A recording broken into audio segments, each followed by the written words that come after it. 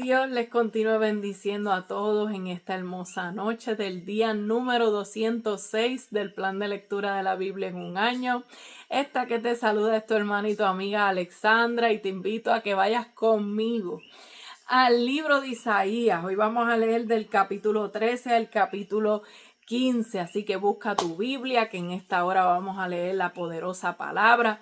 Y quiero aprovechar para saludarte y felicitarte a ti, que todavía estás ahí en pie de guerra, amado, porque comenzamos el 1 de enero y ya ha pasado, ¿verdad? La mitad del año y todavía, ¿verdad? Seguimos ahí en pie de guerra, amados, comprometidos con el Señor y comprometidos con su palabra. Así que me gozo, ¿verdad? Con toda esa gente que siempre nos escriben, siempre nos saludan, siempre nos dicen, pastora, vamos para adelante, ¿verdad? Estoy ahí, estoy presente, amado, yo me gozo. Y le doy gracias al Señor, primeramente, la gloria es de Él, y le doy gracias, ¿verdad?, a cada uno de ustedes. Mi oración es que ciertamente esta palabra llegue a cada corazón, porque no solamente está llegando la palabra a mi corazón, mi anhelo, ¿verdad?, y mi oración es que pueda llegar también a otras vidas y que otros también puedan apasionarse por la palabra del Señor, puedan conocer más acerca del Señor y también compartir esta palabra con otros. Que de este plan de lectura, ¿verdad?, Dios también levante maestros, levante predicadores y siga, ¿verdad?, capacitando a su pueblo, amado. Ese es el propósito de esto, ¿verdad? Leer la Biblia en un año, amado, es algo que no todo el mundo en su caminar ¿verdad?, en el Señor ha podido hacer. ¿Por qué? Porque esto requiere disciplina, esto requiere esfuerzo, esto requiere enfoque, ¿verdad?, compromiso. Así que por eso en esta hora quiero felicitarte. Todavía nos falta largo camino porque nos restan, ¿verdad?, unos meses todavía, pero podemos decir Ebenecer, hasta aquí nos ha ayudado el Señor y seguimos hacia adelante con las fuerzas de Él y mira, con la mirada puesta, ¿verdad?, en Él, ¿verdad?, puestos los ojos en Jesús, siguiendo hacia adelante, y sé que veremos las cosas que el Señor seguirá haciendo en nosotros a través de su poderosa palabra. Amén. Así que nada, les envío un abrazo a todos y les amo en el amor del Señor. Así que vamos a orar en esta hora para comenzar con la lectura de hoy. Amado Dios y Padre Celestial, te damos gracias, Dios mío, todos los días, Padre, por tu presencia en nuestras vidas, por tu amor, por tu misericordia, porque tu gracia es la que nos sostiene, Dios mío. Padre, te adoramos y te bendecimos en esta hora y te damos gracias, Señor, por tu poderosa palabra, Dios mío. Te pedimos, Señor, que en este tiempo que hemos separado para leerla, Dios mío, para escudriñarla, para aprender más de ti, que seas tú dándonos la sabiduría y el entendimiento necesario, Señor, que nos des el enfoque, que nos des la retentiva, Señor, que nos des, Dios mío, las herramientas, Padre, espirituales, para poder recibir y atesorar cada enseñanza que hay en tu palabra para nosotros. Te damos gracias, Dios mío, por lo que has de hacer, Señor, en el nombre poderoso de Jesús, para tu gloria. Amén y amén. Así que leemos Isaías capítulo 13 con la bendición del Padre, del Hijo y del Espíritu Santo. Amén. Profecía sobre Babilonia revelada a Isaías, hijo de Amós. Levantad bandera sobre un alto monte, alzad la voz a ellos, alzad la mano para que entren por puertas de príncipes. Yo mandé a mis consagrados a sí mismo, llamé a mis valientes para mi ira, a los que se alegran con mi gloria. Estruendo de multitud en los montes, como de mucho pueblo, estruendo de ruido de reinos, de naciones reunidas. Jehová de los ejércitos pasa revista a las tropas para la batalla. Vienen de lejana tierra, de lo postrero de los cielos, Jehová y los instrumentos de su ira para destruir toda la tierra. Aullad, porque cerca está el día de Jehová, vendrá como asolamiento del Todopoderoso. Por tanto, toda mano se debilitará y desfallecerá todo corazón de hombre, y se llenarán de terror, angustias y dolores se apoderarán de ellos. Tendrán dolores como mujer de parto, se asombrará cada cual al mirar a su compañero, sus rostros, rostros de llamas. He aquí el día de Jehová viene, terrible, y de indignación y ardor de ira, para convertir la tierra en soledad y raer de ella a sus pecadores, por lo cual las estrellas de los cielos y sus luceros no darán su luz, y el sol se oscurecerá al nacer, y la luna no dará su resplandor. Y castigaré al mundo por su maldad y a los impíos por su iniquidad. Y haré que cese la arrogancia de los soberbios y abatiré la altivez de los fuertes. Haré más precioso que el oro fino al varón y más que el oro de Ofir al hombre. Porque haré estremecer los cielos y la tierra se moverá de su lugar y la indignación de Jehová de los ejércitos y en el día del ardor de su ira. Y como gacela perseguida y como oveja sin pastor, cada cual mirará hacia su pueblo y cada uno huirá a su tierra. Cualquiera que sea hallado será alanceado y cualquiera que por ellos sea tomado caerá a espada. Sus niños serán estrellados delante de ellos. Sus casas serán saqueadas y violadas sus mujeres.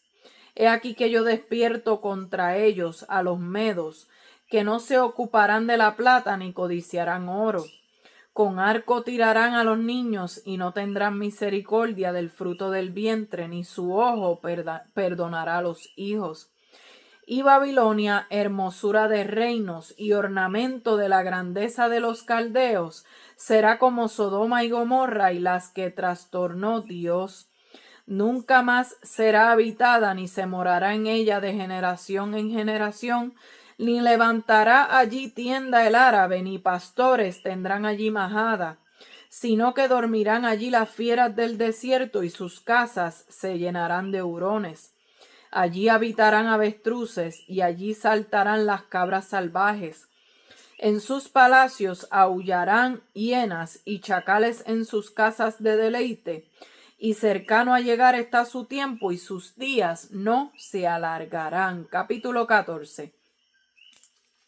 Porque Jehová tendrá piedad de Jacob y todavía escogerá a Israel y lo hará reposar en su tierra. Y a ellos se unirán extranjeros y se juntarán a la familia de Jacob. Y los tomarán los pueblos y los traerán a su lugar, y la casa de Israel los poseerá por siervos y criadas en la tierra de Jehová. Y cautivarán a los que cautivaron, y señorearán sobre los que los oprimieron. Y en el día que Jehová te dé reposo de tu trabajo y de tu temor, y de la dura servidumbre en que te hicieron servir, pronunciarás este proverbio contra el rey de Babilonia y dirás: como paró el opresor, como acabó la ciudad codiciosa de oro. Quebrantó Jehová el báculo de los impíos, el cetro de los señores. El que hería a los pueblos con furor, con llaga permanente, el que se enseñoreaba de las naciones con ira y las perseguía con crueldad. Toda la tierra está en reposo y en paz. Se cantaron alabanzas. Aún los cipreses se regocijaron a causa de ti y los cedros del Líbano diciendo: desde que tú pereciste no ha subido cortador contra nosotros. El Seol abajo se espantó de ti, despertó muertos que en tu venida saliesen a recibirte. Hizo levantar de sus sillas a todos los príncipes de la tierra, a todos los reyes de las naciones. Todos ellos darán voces y te dirán: tú también te debilitaste como nosotros y llegaste a ser como nosotros. Descendió al Seol tu soberbia y el sonido de tus arpas. Gusanos serán tu cama y gusanos te cubrirán. Como caíste del cielo, oh lucero, hijo de la mañana. Cortado fuiste por tierra, tú que debilitabas a las naciones. Tú que decías en tu corazón: subiré al cielo en lo alto. Junto a las estrellas de Dios levantaré mi trono, y en el monte del testimonio Me sentaré a los lados del norte, sobre las alturas de las nubes subiré y seré semejante al Altísimo. Mas tú derribado eres hasta el Seol, a los lados del abismo. Se inclinarán hacia ti los que te vean, te contemplarán diciendo, ¿es este aquel varón que hacía temblar la tierra, que trastornaba los reinos, que puso el mundo como un desierto, que asoló sus ciudades, que a sus presos nunca abrió la cárcel? Todos los reyes de las naciones, todos ellos yacen con honra, cada uno en su morada.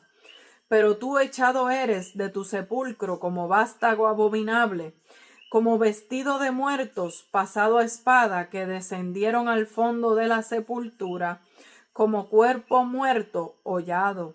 No serás contado con ellos en la sepultura, porque tú destruiste tu tierra, mataste a tu pueblo. No será nombrada para siempre la descendencia de los malignos. Preparad sus hijos para el matadero por la maldad de sus padres. No se levanten ni posean la tierra, ni llenen de ciudades la faz del mundo. Porque yo me levantaré contra ellos, dice Jehová de los ejércitos, y raeré de Babilonia el nombre y el remanente, hijo y nieto, dice Jehová, y la convertiré en posesión de erizos y en lagunas de aguas, y la barreré con escobas de destrucción, dice Jehová de los ejércitos.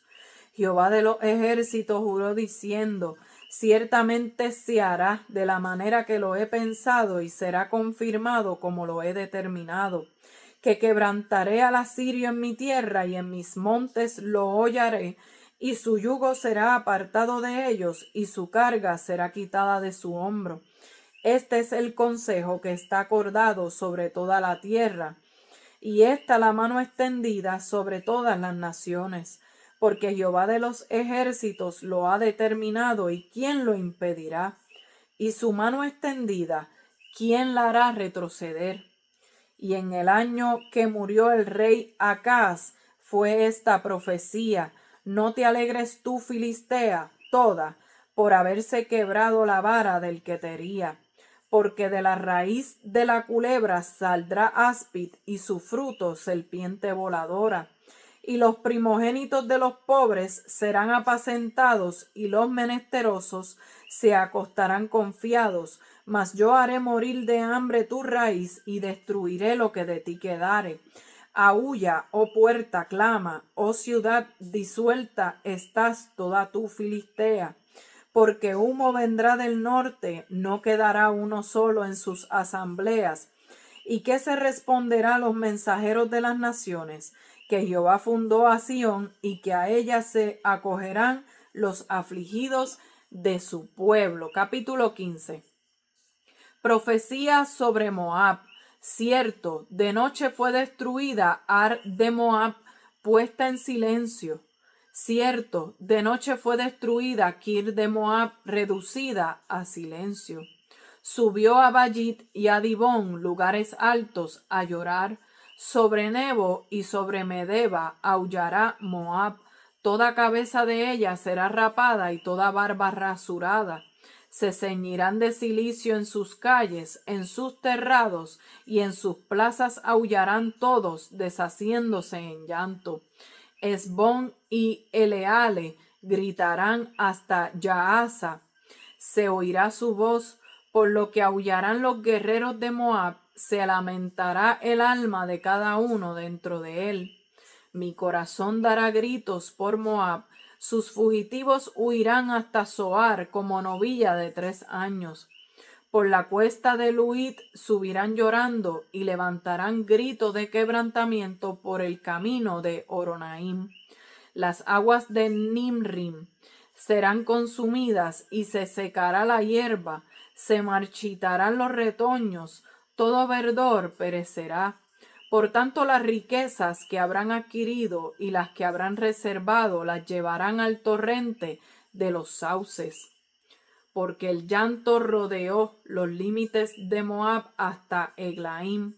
Llegó su alarido y hasta Beer Elim su clamor. Y las aguas de Dimón se llenarán de sangre, porque yo traeré sobre Dimón males mayores. leones a los que escaparen de Moab y a los sobrevivientes de la tierra. Gloria al Señor. Hemos leído Isaías del capítulo 13 al capítulo 15 y vemos que desde este capítulo 13 al capítulo 23 del libro de Isaías podemos ver una sección en la cual Isaías presenta una serie de profecías a diferentes naciones. En el caso del capítulo 13 y 14 se enfoca, ¿verdad?, en Babilonia, hablando una palabra, ¿verdad?, una profética de juicio, ¿verdad?, contra Babilonia, y en el capítulo 15 comienza el juicio anunciado contra Moab. Así que vamos a ver que va dirigido, ¿verdad?, 2 capítulos primero hacia Babilonia y otro a Moab. Y en ese capítulo 13 comienza diciendo: profecía sobre Babilonia revelada a Isaías, hijo de Amós. Levantad bandera sobre un alto monte, alzad la voz a ellos, alzad la mano para que entren por puertas de príncipes. Yo mandé a mis consagrados, asimismo llamé a mis valientes para mi ira, a los que se alegran con mi gloria. Así que vemos que comienza con una profecía hacia Babilonia, y es importante resaltar que en el momento de esta profecía Babilonia era una nación importante, pero definitivamente estaba por debajo del imperio asirio. Pero no todavía había alcanzado Babilonia, ¿verdad?, su grandeza y su esplendor, ¿verdad?, a mayor magnitud, pero como Dios conoce el fin de las cosas, habló juicio sobre el orgullo de Babilonia cientos de años antes de que ella se hiciera más grande. Está hablando acerca del juicio por la soberbia, por el orgullo de Babilonia.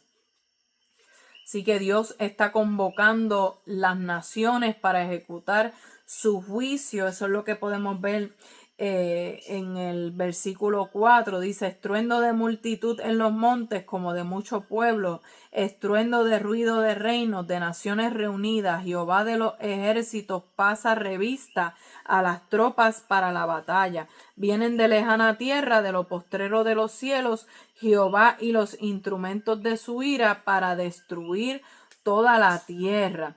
O sea que ciertamente estamos escuchando que nos habla de guerra, de destrucción, de oscuridad, nos está hablando de terror y de que Dios está convocando las naciones, está pasando revista para ejecutar su juicio. Y vemos que del versículo 9 al 16 nos habla de lo que es el día de Jehová. Dice: he aquí el día de Jehová viene terrible y de indignación y de ardor de ira para convertir la tierra en soledad, Israel de ella a sus pecadores. Vemos que nos presenta este día de Jehová un momento en que Dios iba a intervenir para juzgar la maldad. Y una de las razones principales, lo dice ahí en el versículo 11, y castigaré al mundo por su maldad y a los impíos por su iniquidad, y haré que cese la arrogancia de los soberbios y abatiré la altivez de los fuertes. Ahí vemos que nos está hablando de maldad, nos está hablando de iniquidad, nos está hablando de arrogancia y nos está hablando de altivez. Ahí podemos entender un poco, ¿verdad?, unas razones principales del juicio, ¿verdad?, que Dios iba a enviar. Y dice en el versículo 12: haré más precioso que el oro fino al varón y más que el oro de Ofir al hombre, porque haré estremecer los cielos y la tierra se moverá de su lugar en la indignación de Jehová de los ejércitos y en el día del ardor de su ira. Fíjense que está diciendo que haré más precioso que el oro fino al varón. Eso lo que representa es que la devastación de la guerra iba a ser tanta, o sea, iba a haber tanta destrucción que la vida humana iba a ser extremadamente escasa. Por eso lo dice ahí bien claro: haré más precioso que el oro fino al varón.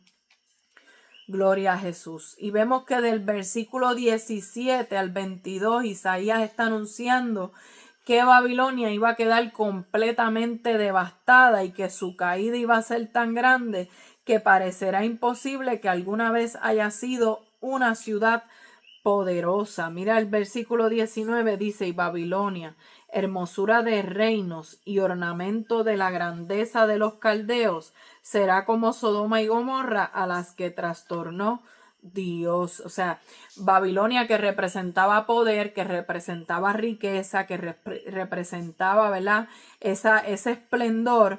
Dios está dejando saber que iban a terminar en ruina. Así que, ¿qué podemos aprender de este capítulo 13? Que la grandeza humana no garantiza permanencia.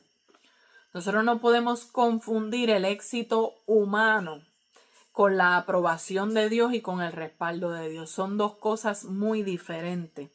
Así que ciertamente, ¿verdad? Eso es lo que había pasado con Babilonia. Había alcanzado una grandeza humanamente hablando, pero no iba a permanecer. ¿Por qué? Porque Dios no aprobaba esta ciudad, porque Dios estaba hablando juicio. No importa lo que pudieran alcanzar, Dios está dejando saber que todo lo que ha alcanzado se va a derrumbar, que todo lo que puedan tener, ¿verdad?, lo van a perder, que ciertamente van a ser devastados. Podemos aprender también que el orgullo siempre es peligroso. ¿Por qué el orgullo es peligroso? Porque yo comienzo a pensar que todo lo que tengo y todo lo que he logrado ha sido por mí, por mi fuerza, ¿verdad? Por mi inteligencia, por mi estrategia. Y es ahí que entonces nos independizamos de Dios. Por eso es que es peligroso, ¿verdad?, el orgullo. Dios siempre ha exaltado al humilde, y al que se exalta y se llena de orgullo y de soberbia, el Señor lo humilla. Por eso es que el orgullo siempre es peligroso. Y podemos aprender también que el juicio de Dios es real. Nosotros no podemos pensar que el hecho de que Dios no haya juzgado la maldad y el pecado quiere decir que Dios está indiferente, quiere decir que, ¿verdad?, que Dios le pasa la mano al pecado. No, Dios no le pasa la mano al pecado. No confunda la misericordia con hacerse de la vista larga. Dios no se está haciendo de la vista larga. Dios sabe lo que está pasando. Dios conoce la maldad que hay en el pueblo. Dios sabe el pecado que hay, que se está llevando a cabo. Pero Dios, en su misericordia, ¿verdad?, le da tiempo al hombre para que se arrepienta, y trata con el ser humano, y de una o dos maneras Dios habla al hombre, pero el hombre no entiende. Pero el deseo de Dios es salvar. Por eso le extiende su misericordia, porque Él no quiere que nadie se pierda, sino que todos procedan al arrepentimiento. Pero el hecho de que Dios tenga misericordia no quiere decir que Dios aplaude el pecado, o que Dios le falta carácter, o que Dios no tiene la capacidad para juzgar. Dios sí tiene la capacidad de juzgar. Dios sí es un Dios justo. Gloria al Señor. Pero también tenemos que entender que aunque el juicio de Dios es real, la misericordia de Dios también lo es. Isaías capítulo 14 es un capítulo que, si usted lo pudo ver, termina el 13 y el capítulo 14 parece una continuación. Y ciertamente sí, continúa hablando de lo mismo, continúa hablando del juicio hacia Babilonia. Pero en este capítulo 14 vemos una nota de esperanza. ¿Por qué? Porque comienza diciendo: porque Jehová tendrá piedad de Jacob, y todavía escogerá a Israel, y lo hará reposar en su tierra. Y a ellos se unirán extranjeros, y se juntarán a la familia de Jacob. Y los tomarán los pueblos, y los traerán a su lugar, y la casa de Israel los poseerá por siervos y criadas en la tierra de Jehová, y cautivarán a los que cautivaron, y señorearán a los que los oprimieron. Vemos que comienza este capítulo 14 en estos primeros versículos, que Dios tendrá misericordia de Jacob y restaurará a Israel. Qué interesante que habla de Jacob y habla de Israel, sabiendo, ¿verdad?, que son lo mismo. Simplemente Dios le cambia el nombre a Jacob y lo llama Israel. ¿Por qué? Porque Jacob significaba usurpador, era un tramposo, era un mentiroso, ¿verdad? Él quería la primogenitura, él quería la bendición de su padre, aún engañó a su propio padre para obtenerla. O sea que Jacob tenía una manera de ser, pero Dios le cambia el nombre a Israel. Y me llamó la atención, ¿verdad?, que decía: porque Dios tendrá piedad de Jacob. Y vemos también un cántico, un lamento sobre la caída del rey de Babilonia. en ese versículo 3 al versículo 8. Y, ¿verdad? Y continúa dejándonos saber que el gobernante de Babilonia, ciertamente este gobernante que parecía invencible, ahora iba a ser humillado. Y fíjese que en el versículo 11 dice: descendió al Seol tu soberbia y el sonido de tus arpas gusanos. Serán tu cama y gusanos te cubrirán. Como caíste del cielo, oh lucero, hijo de la mañana. Cortado fuiste por tierra, tú que debilitabas a las naciones. Tú que decías en tu corazón: subiré al cielo, en lo alto.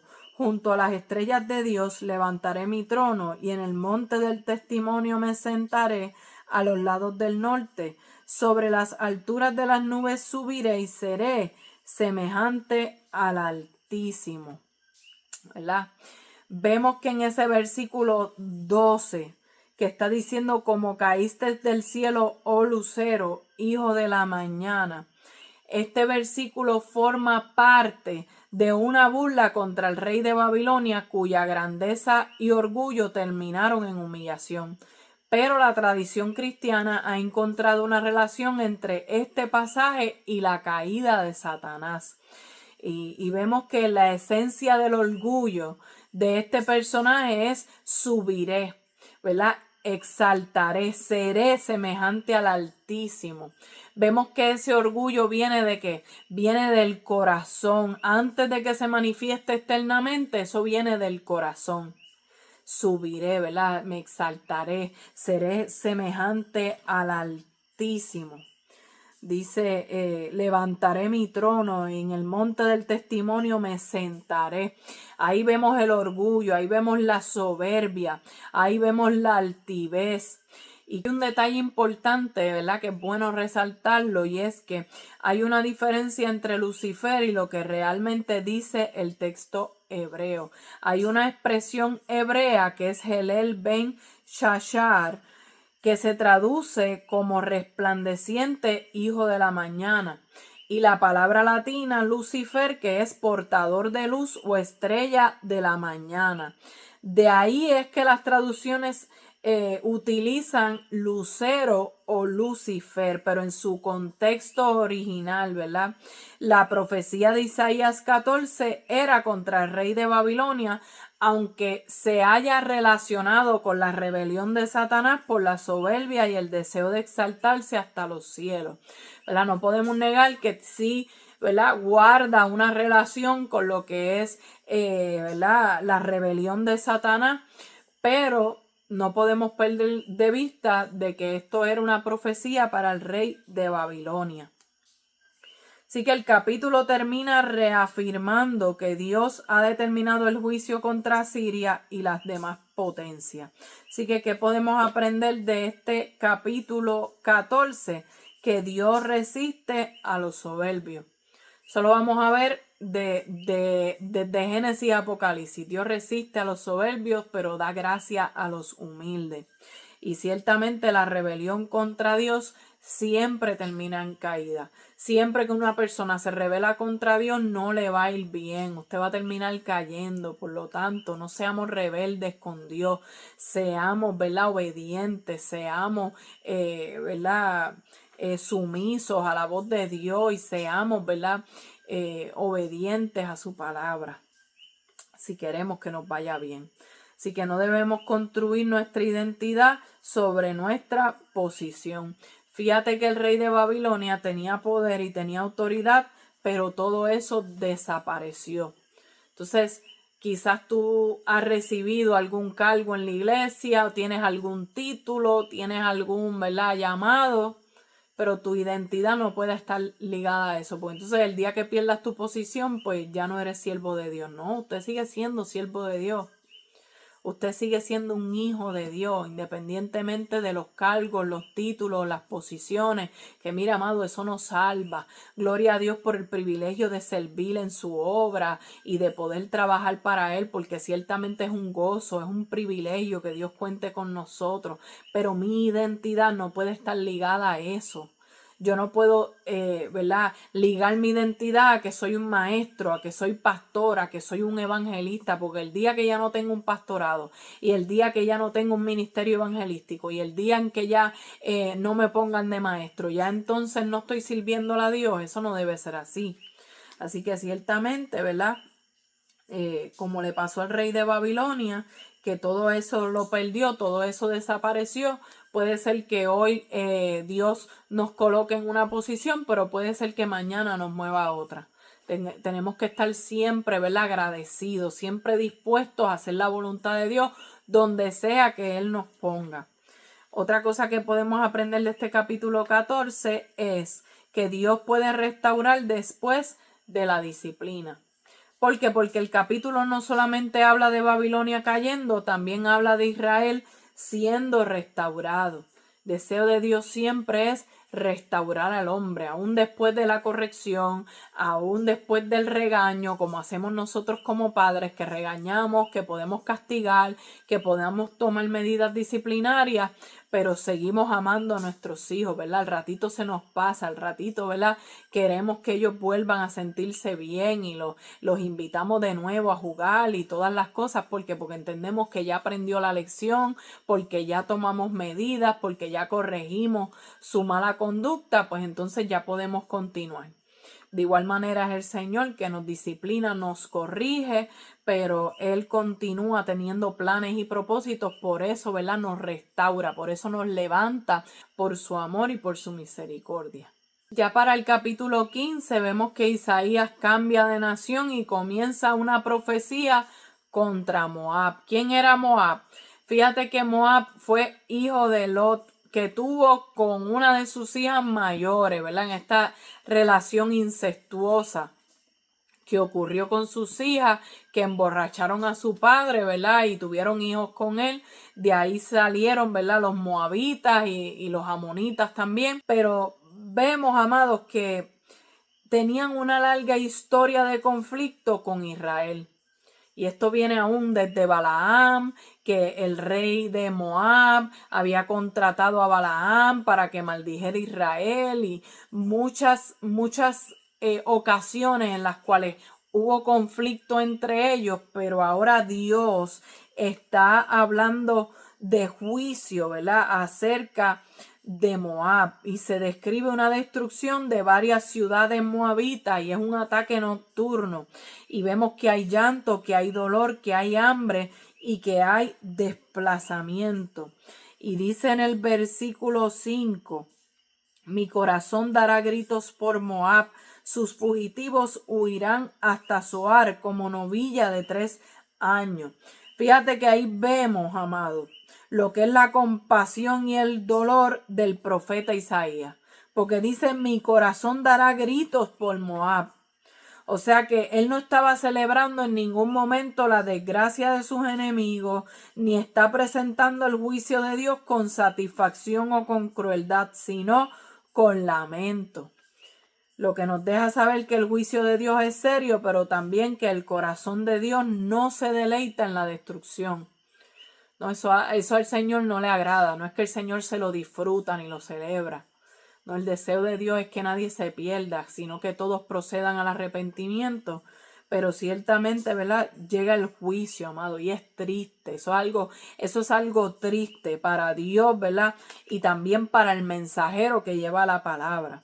Así que no debemos alegrarnos del sufrimiento ajeno, aun cuando la persona esté cosechando las consecuencias de sus decisiones. Nuestro corazón debe permanecer sensible. No, yo no me puedo gozar del mal de otro. Yo no puedo comenzar a celebrarlo. Yo no puedo decir, bueno, pues él se lo buscó. O sea, esa no debe ser la actitud que nosotros como siervos de Dios tengamos. Podemos aprender también que Dios es justo, pero no cruel. Así que el juicio de Dios nunca debe interpretarse como placer en el sufrimiento. El mismo Isaías lloró, y podemos aprender también que debemos hablar la verdad sin perder la compasión. Yo no puedo perder la compasión y la misericordia. Yo puedo hablar la verdad sin herir, puedo hablar la verdad sin gozarme del mal ajeno, puedo hablar la verdad sin la intención de destruir. Por eso tenemos que mantener un corazón sensible. Y por último, podemos aprender que cada decisión tiene consecuencias. Las decisiones de Moab tuvieron consecuencias que los siguieron, amados, por generaciones, hasta que llegó el juicio. Y Dios habla, ¿verdad?, para que su pueblo se arrepienta y se vuelva a Él. Así que, amado, atesoremos esta palabra y aprendamos, ¿verdad?, que ciertamente Dios resiste a los soberbios. Nunca llenemos nuestro corazón de orgullo. Vemos que mientras más arriba estemos y más arriba nos sintamos que hemos llegado, ¿verdad?, desde arriba podemos caernos. Así que mantengámonos pequeñitos, mantengámonos humildes a la presencia de Dios. Vamos a entender, ¿verdad?, que el hecho de que Dios te permita crecer, ¿verdad?, no quiere decir que Dios te apruebe. Por lo tanto, mantengámonos fieles, ¿verdad?, a la palabra del Señor, haciendo la voluntad del Señor, y mantengámonos humildes, que eso es sumamente importante para que, ¿verdad?, estemos cerca de Dios, porque la Biblia dice que al altivo Dios lo mira de lejos, pero al humilde Dios lo ve de cerca. Y nosotros queremos que Dios nos vea de cerca y que, ¿verdad?, que de igual manera cuando Él le plazca, Él nos exalte. Porque el que se exalta será humillado, pero el que se humilla será enaltecido. Así que Dios les bendiga, les amo en el amor del Señor y espero que haya sido de edificación a su vida esta lectura. Mañana continuamos leyendo la Biblia juntos y a su nombre, gloria.